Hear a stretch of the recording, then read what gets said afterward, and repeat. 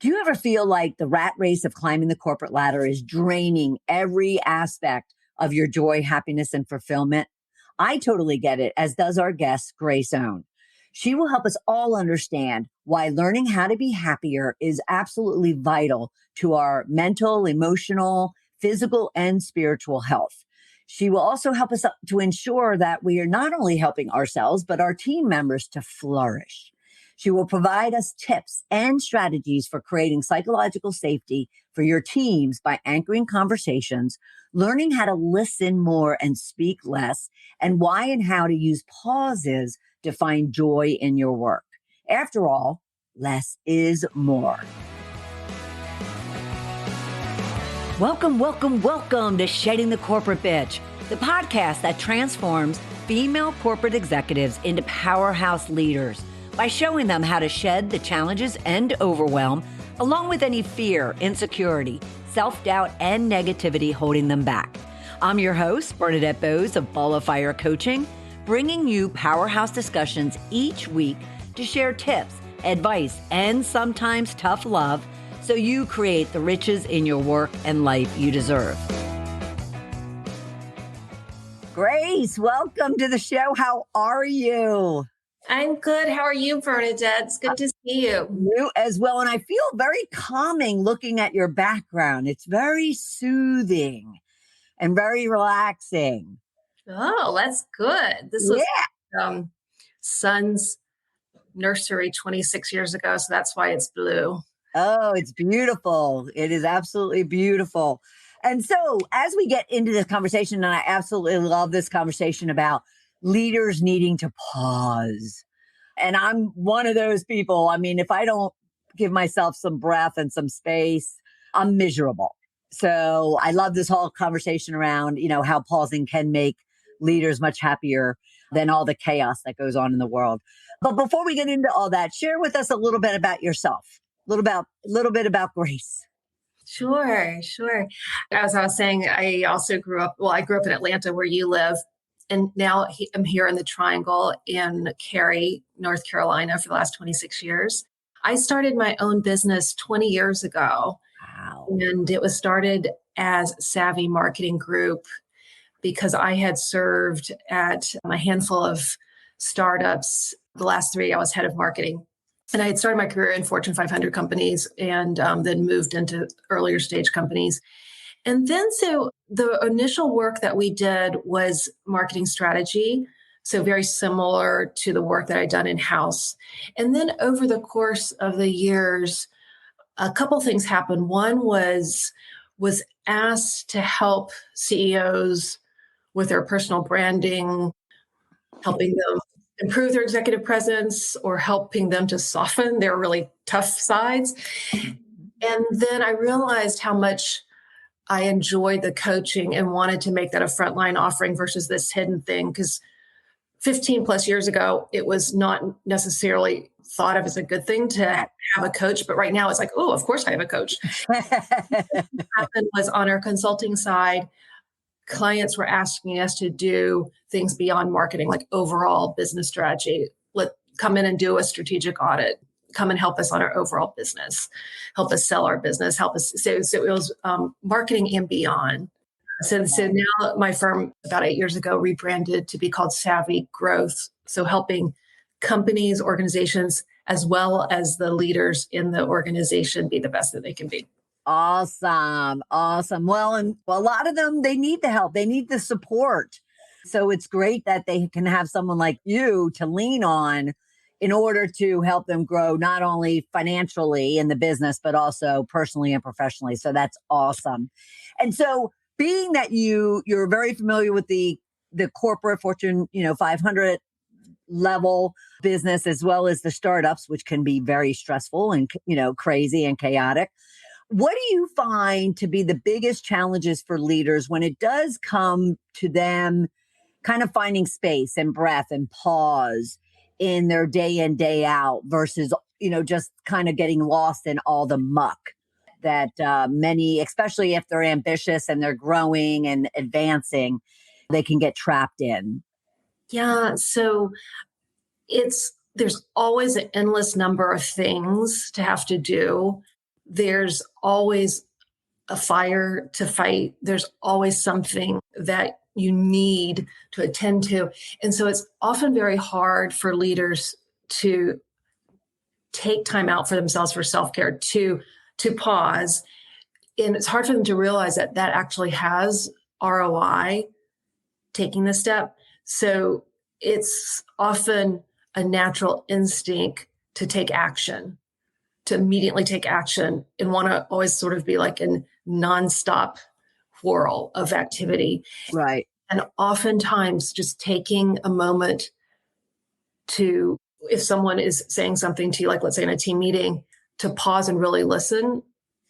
And then it'll also increase the feeling of teamwork amongst the group if the leader does pause and listens a little more intently and carefully, and then allow other people to have a voice and to sometimes take ownership of certain things, because some people are so go-getter and so achievement oriented that they sometimes take on too much and don't let their people think as much for themselves, because they Right. think, oh, my leader's going to figure it out.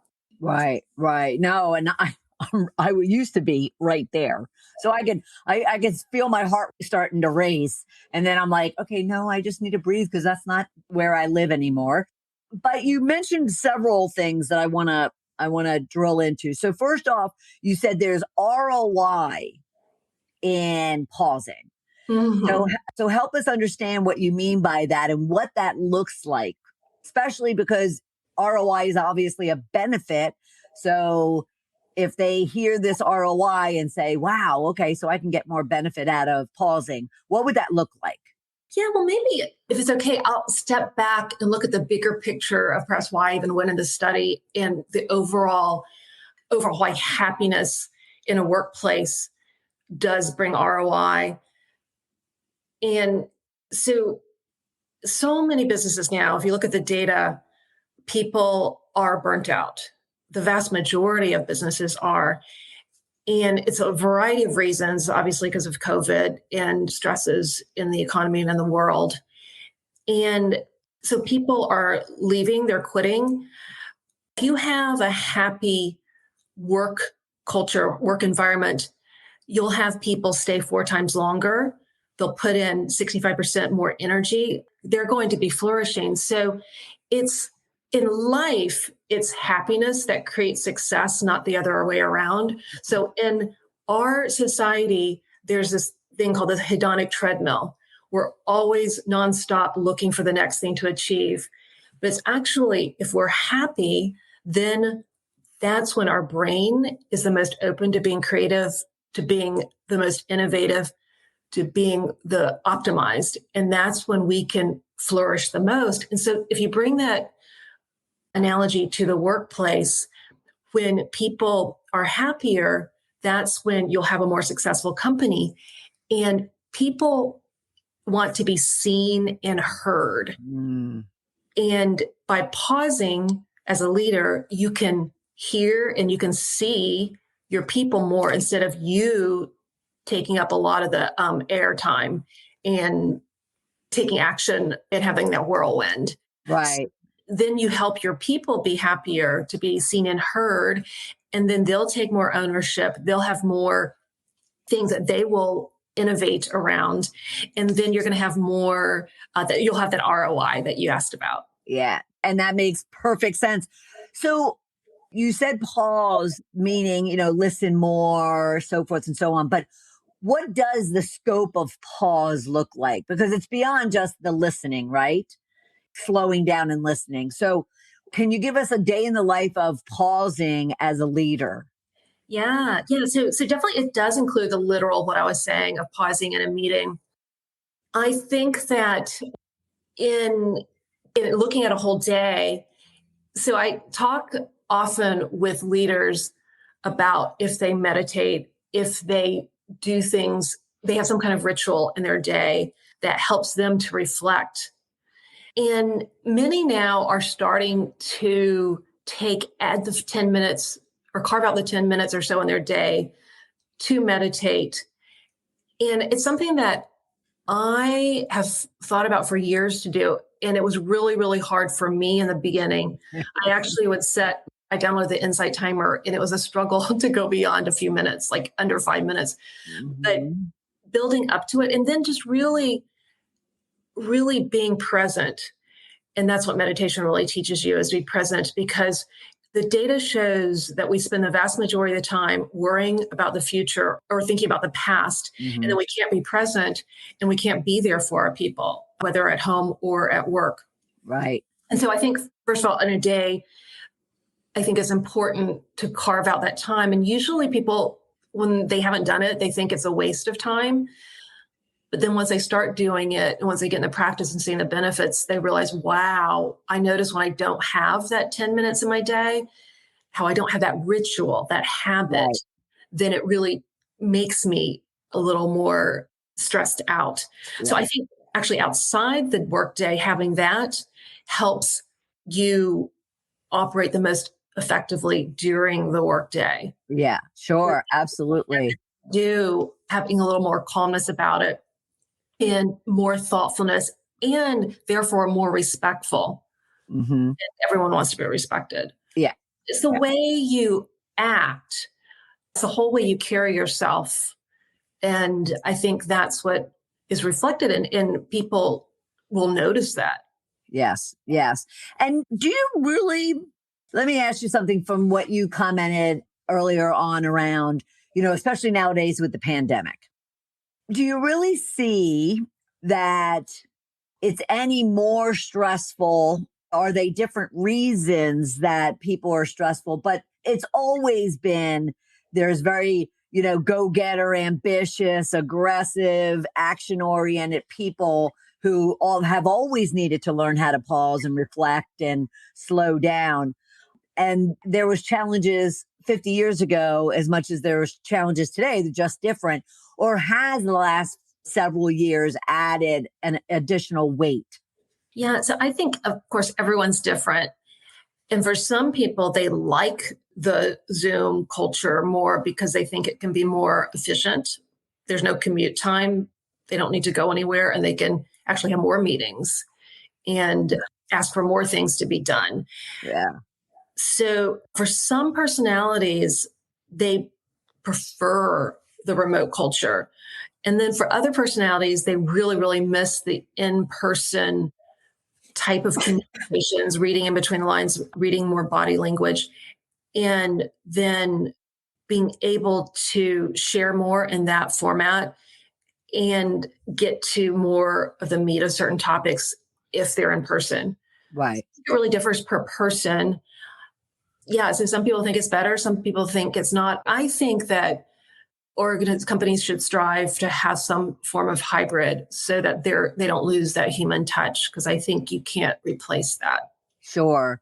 And I love what you said about there's just different styles, and there are, right? And do you find that many leaders even pause to recognize that when they're in a room with all their people, there are very different styles and very different means of being productive and effective and being motivated and feeling like they're being valued beyond the fact that there's a checklist that, everybody gets, and they're kind of operating and managing their people as if they're all the same.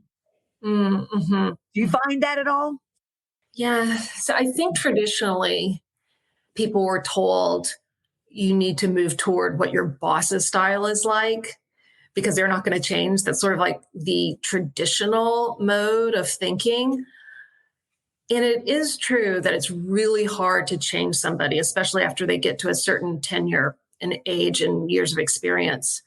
I think now the mantra is more that leaders need to listen to, especially with all listening to many voices because of DEI, listening to a lot. But I think it's very hard.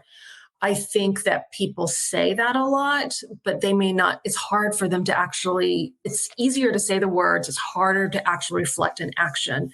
And Right. of course, actions speak louder than words. Yes. So I think to that end, it takes an extra effort to really reflect back and understand what you're doing. And Knowing thyself is the essence of leadership. And a leader who is self aware is the most enlightened leader.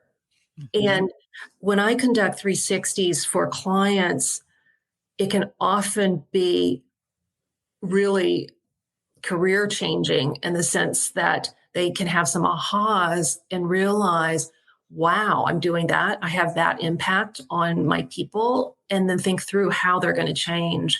And some people, it's really hard for them to, or they don't. It's really about your intrinsic motivation. Do you really want to? Right, right, And those people who I think really care about other people and really doing the right things, they will really take note and put together an action plan on how they're going to change.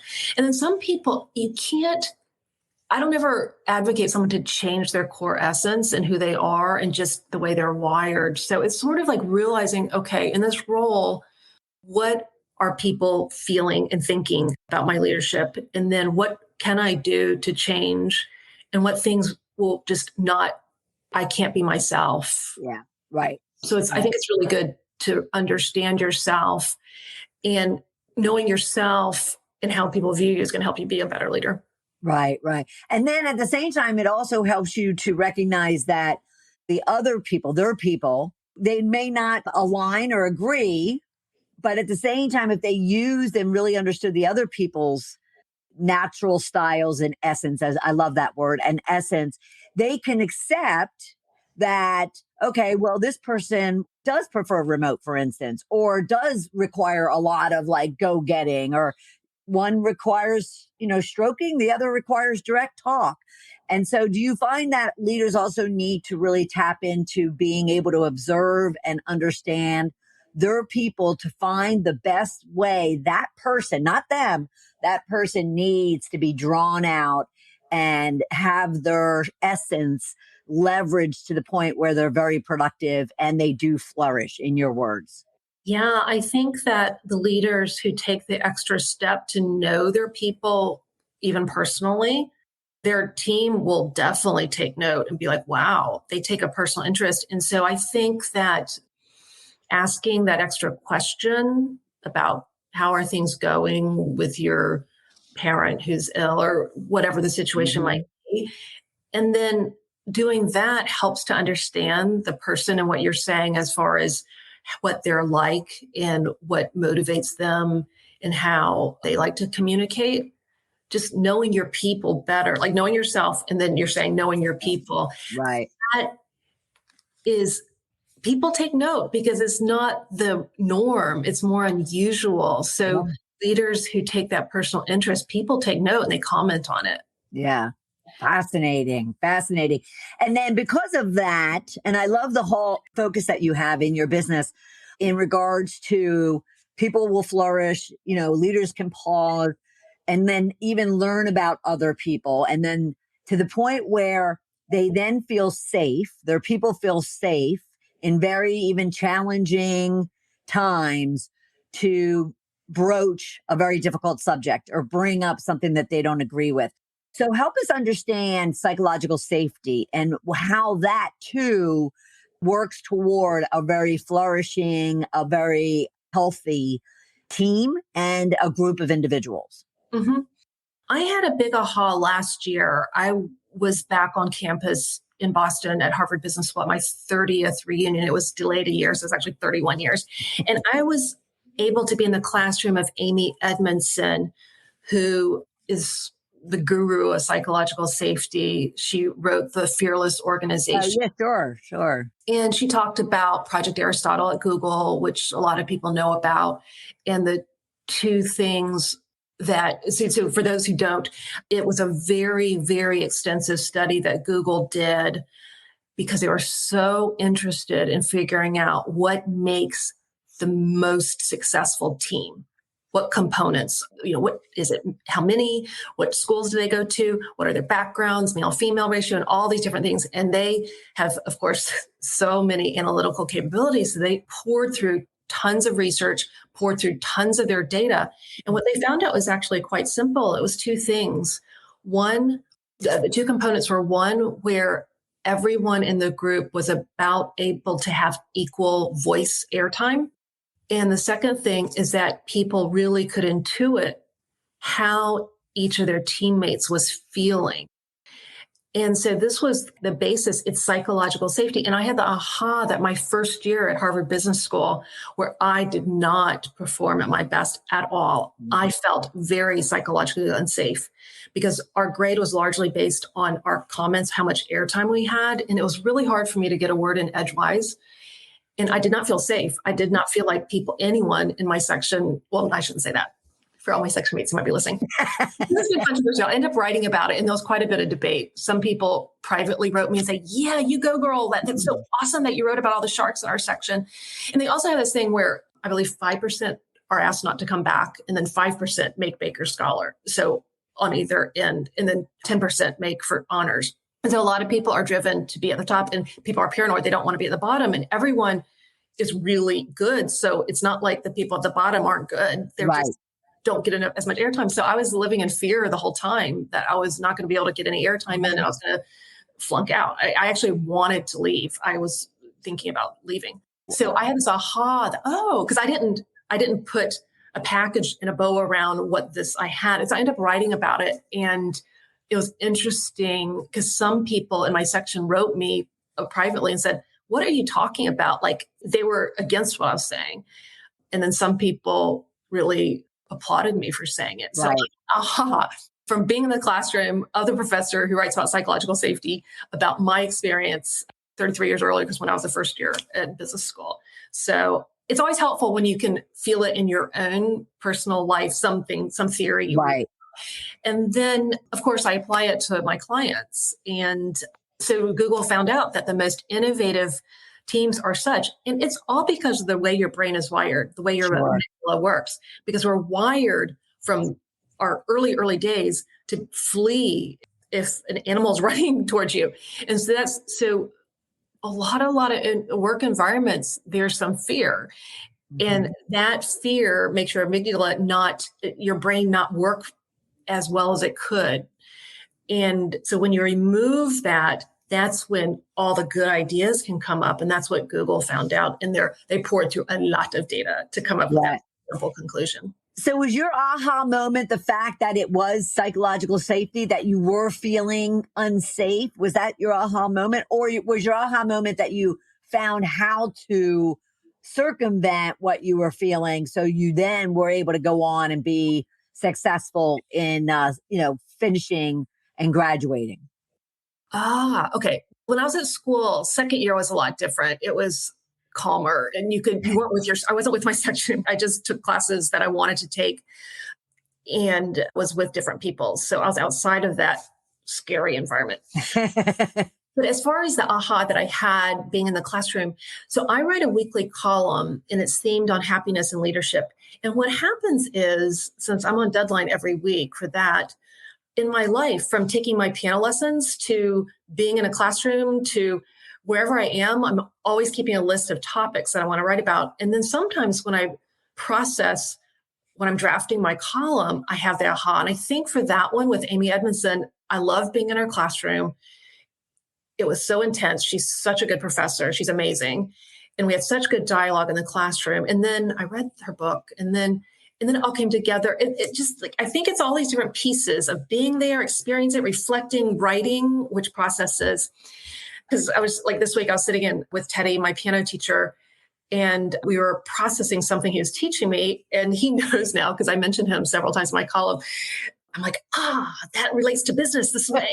He may not quite understand what I'm talking about, but he knows that my brain is processing for a future column, and he thinks it's pretty cool. So I like to interrelate everything I'm doing, synthesize a bunch of things. Absolutely. And it's interesting, my music columns, when I embed that in my work, a lot of people, because so many people also do play or enjoy music, it's very relatable. Yeah, sure. I do it with pickleball. Pickleball, yes. Oh, and of course, everyone now does pickleball. Yes. Yeah. So I use all my experiences from leadership to competition to teaming. I kind of all of a sudden on the pickleball court, I'll be like, that's a great subject for. Exactly. That's great. Yeah. I tell people that usually I get my best ideas when I'm not sitting at my desk. It's when I'm running. It's when you're doing something else that you enjoy, where you can really think. Yeah, because your brain is comfortable, it's relaxed. Yeah. So, Is free. Well, that brings us back to the subject of pausing can bring leaders, and teams, a lot of happiness. So is that an element too that do you coach your clients to even step away? And is that part of the pausing is the step away? Because once you let it all go, you're opening space up for new ideas, like you said, innovation. So can you share with us too, even from that regard, what leaders could be doing to create pause and therefore innovation and ROI? yeah, yeah. That's not an easy thing for many people to do. And it took me going through a very dark place a couple of years ago. I went through a very severe depressive episode. That's why I energized my happiness studies. And I'm in a year-long certificate program with Tal Ben-Shahar, who created the course at Harvard on happiness, on positive psychology. So going through the really, really difficult time is what is now I'm a lot better at pausing, because back when I was going through all that, some people were saying, really encouraging me to work with my breath, like breathing. And breathing forces you to pause. And meditation, there's a lot of breathing and meditation. So I've realized that in the last year and a half, since I went into remission from being in this, got out of this dark place, when stressful things happen, I'm a lot better. And people have noticed that. And also one other thing I do is I look at the situation like I step outside my body and I like look into it. Like I'm Right. not it. I look Right. at it. And so you're not that stressed emotion. So you're looking at it. And that takes some pausing to do that because you're reflecting. Right. And it's really calming, the combination of pausing, breathing, looking at it, and this too shall pass. So I think that the saying, like, what doesn't kill you makes you stronger, it's so true. Right. Challenges, we all have challenges, and it's Right.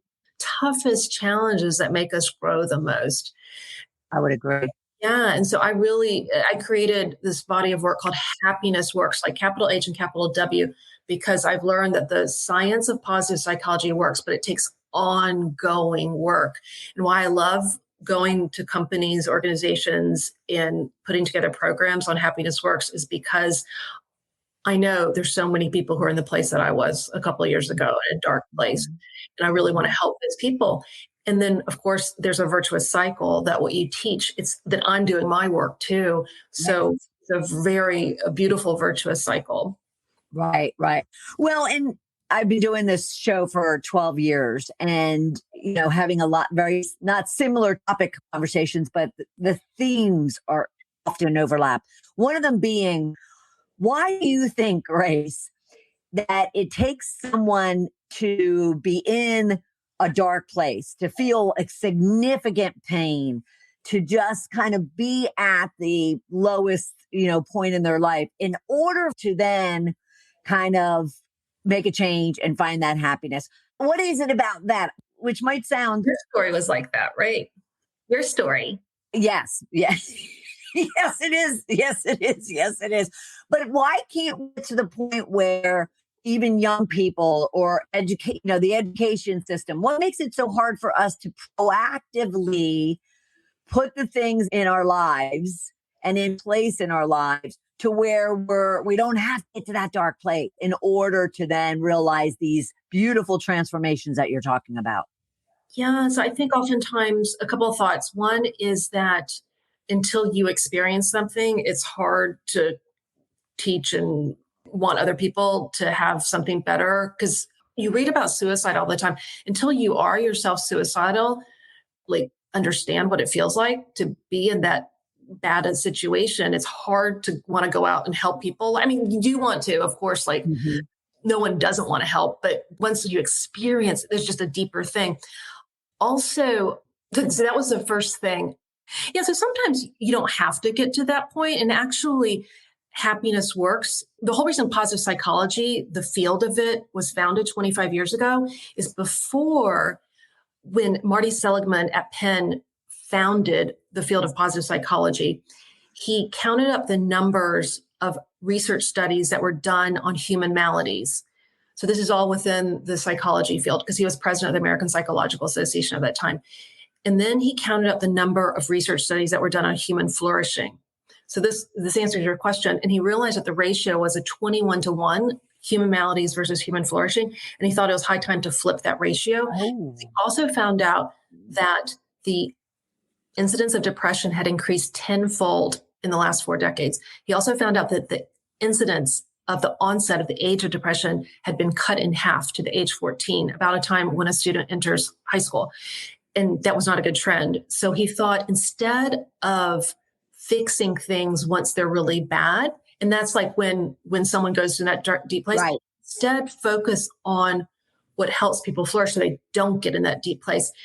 So it takes ongoing work to be happy, to flourish. And I realized it because I started my happiness studies 8 years ago when I was about to become an empty nester, because I have a genetic predisposition toward depression. And so I did that in anticipation of being thrown into despondency, because as a single mom and with only one child, I thought, oh, when my son leaves, what am I going to do? And then many years later, because of a series of things that happened, my dad passed, my mom passed, I had some personal and professional challenges, and then I moved homes after 25 years. So there's a compounded grief that happened that caused me to fall into this deep, dark place. And that's when I zoomed into my 30th Harvard Business School reunion. Arthur Brooks was speaking on his book, From Strength to Strength. And it's talking about finding success, happiness, and deep purpose in the second half of your life. And that's what gave me, remembering my studies 8 years earlier with Tal Ben-Shahar, because I did all his happiness, positive psychology studies back then. And then I realized, wow, that really helped me to be in that year-long study that I was in when my son was going to college. And then I said, if I ever get out of this dark place, I'm going to restart that. And because I was in such a bad place, I said, I want to help others. Nice. To exactly to your point, for them to stay good so that they don't get in this dark place, but also help people who are in the dark place who get out and stay at that better place. Yes. So you can stay at that better place. And that's why the field of positive psychology was started 25 years ago. It was founded in Acapulco, Mexico. That's when Marty Seligman got together with Mikhail Csikszentmihalyi, who's the father of flow. And I had the opportunity to go study with Tal Ben-Shahar in Acapulco, Mexico last fall. We were having a retreat with some of his students from around the world who were all happiness journeyers. Doing work for all of us who are teachers of this. So we have to walk the talk and do all the things that we recommend in our workshops for our students. I love that. Happiness journeyers. I love that. I'm scribbling. Yeah, I love that. That is so awesome. And, you're right. I mean, and I'm so thrilled to be able to share you and the fact that you are looking at it, your happiness works, and you're looking at it proactively. And at the same time, you want to help those that are there in the muck kind of rise up. And so that's absolutely awesome. So if there was one thing around our subject of pausing to find happiness, flourishing, helping yourself and your teams, if there's one really key tip or action, especially for our action-oriented people that are listening and watching, what would you suggest they can start acting on right now after they're done listening to us? Well, I love what you themed, the pause. And actually, I'm thinking about going back and creating a music analogy and thinking about the pauses in a piece, because oftentimes you kind of miss them, but they're just as important actually as the notes. Taking the pause, like the rhythm. Yeah. So I'm thinking about, I'm going to create some kind of musical analogy for your theme and the pause. I think learning, and it's different for everybody because there's many variations of a pause. Right. How you take a pause. Right. And there's different levels at which people are currently and where they want to be and where they can get to. And so my takeaway would be, think about the importance of it. Think about how you are going to take action. How are you going to pause? What are you going to do differently? Yeah. Yeah. That pause. And it doesn't just have to be through meditation. It doesn't, they can find their own modality, right, around what pause looks like for them. Is that right? Yep. And thinking through the music analogy, how the pause is just as important as playing out. And Oprah, who many know is one of the world's best interviewers. She uses the pause and silence Mm-hmm. as a reflection point to give space. Mm-hmm. It holds space. And as a coach, we have to be comfortable with pausing to hold the space for our clients. Yeah. So the pause is really important in so many ways. Well, it's funny, and we're going to continue talking on this point because you just brought up a couple things for me. Even in sales, right? They tell you that you have to kind of do your spiel and then shut up, like go silent and, create that even uncomfortable space in order for them, to give grace, like you said, to the others, to the whoever it is you're selling to. But it also relates in so many places. I take stand-up comedy and in my pickleball, pausing, even when you're on a court and you're about to hit and yet slowing down and pausing, it can change everything in so many aspects. So pausing was all your subject, by the way. I just happened to create a theme to it. But because I knew that was a big element of your finding, happiness, flourishing in the workplace. Yeah, I think that's fabulous. But I want you to have the last the last word. So go for it. Yeah. So improv, yes, and because you're talking about stand up comedy, pausing will make you say and versus but, I think. It does. I take an improv too. Yes, it does. I wasn't the most patient and pause oriented. So it took me a long time to get to that As point. long as you say and, if you're in Correct. people, that's good. Correct. I didn't do that all the time, Grace, but thank you for thinking that I did. Anything else you would want to share with everyone? And please, everybody listening, watching, savvygrowth.com. You can also follow her on LinkedIn at Savvy Growth. And in order to get her newsletter, before I ask her to share some more of her wisdom, you can join her happiness and leadership community on LinkedIn it's a tiny URL. So just go to tiny.cc/happiness newsletter and be sure to link in and follow her on LinkedIn and go, of course, her website, savvygrowth.com.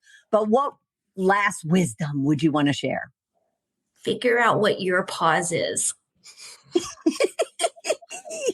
Sweet. Awesome. That's fabulous. Grace, thank you so much. This has been so enlightening. And I made a number of notes of the resources that you mentioned. And for everybody listening and watching too, I'll make sure all of the resources she mentioned, even the study, the books that she's mentioned, all those links will get into the show notes. So we'll get all of her links as well into the show notes too. Grace, thank you so much. Thank you, Bernadette. It's been fabulous. Speaking about this fun topic. Wow. Now, Grace is a powerhouse when it comes to happiness and flourishing and really being a leader that is grounded in pausing, self-awareness, and even being a happiness journeyer, which I absolutely, absolutely loved when she mentioned that term. Wouldn't you love to be a happiness journeyer? Let me let me share some other takeaways that I had, and I would love to learn in the comments below. What did you take away from the conversation? And what is it that you can even start acting on yourself in order to find more happiness in your work and life?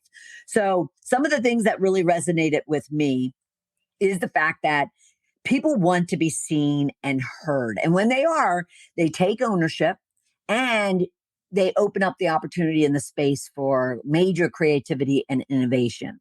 She then went on to say, knowing thyself is the number one success key for leaders, knowing thyself. And she went into further conversation in regards to that, leading into a conversation about her time in university and a class that she took around positive psychology with Amy Edelson, who is the author of The Fearless Organization.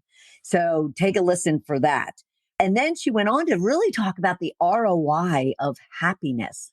Leaders, listen up. The ROI of happiness. There is absolutely documented proof that there is qualitative and quantitative benefits of really instilling happiness within yourself and your team members. So there was a lot that we discussed in this conversation. And so I hope you enjoyed it. And if you did, leave a comment. But if you are also struggling within yourself and amongst your team with trying to find that happiness, being a happiness journeyer, flourishing or finding pause so you can find that space to really feel happy, joyful, and fulfilled, then book a call with me at coachmebernadette.com/discovery call. And let's give you tips and strategies as well to really become that powerhouse leader or even that happiness journeyer.